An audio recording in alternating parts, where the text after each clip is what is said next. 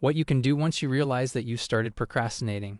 If you realize that you're procrastinating, it's important to take a step back and identify what it is that's causing you to do so.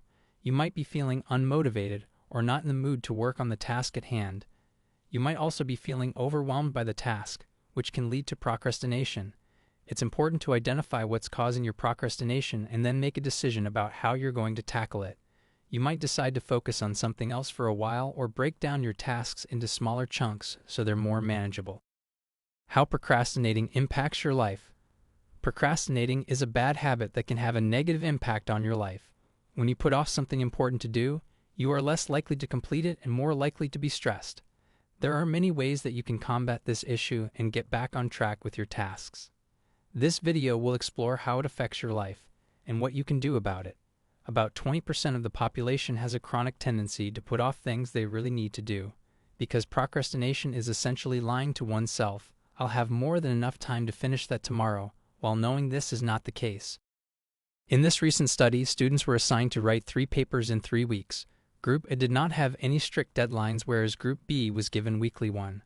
What appeared to work the best were students who had strict deadlines. People who set deadlines on their own were less successful because they lacked motivation. If you want to defeat procrastination, try signing up for a challenge that has a deadline so that you're more motivated to meet it. Reward yourself as you go along and don't wait till the end. Working on a project can be overwhelming and often it's easy for your focus to be dispersed. Divide the project into smaller and more manageable segments. This will reduce stress, allow you to see what's been done, and help you manage your time efficiently. Break down the project into smaller tasks, specific steps.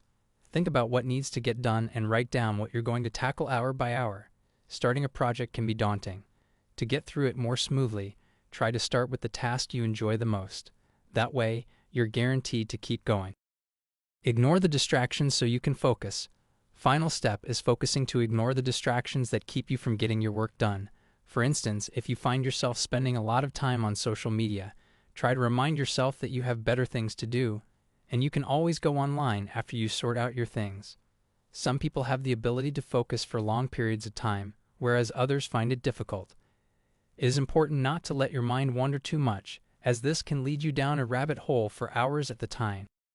You can also use the Pomodoro technique to break down your work into 25-minute intervals with a 5-minute break. You can also try using a timer app or set an alarm for yourself. Another way to avoid procrastination is to use time blocking. Time blocking is when you decide what time of day you will work on certain tasks and then schedule them accordingly. For example, if you have trouble working in the morning before your coffee, then set aside some time after breakfast to get started on your tasks for the day.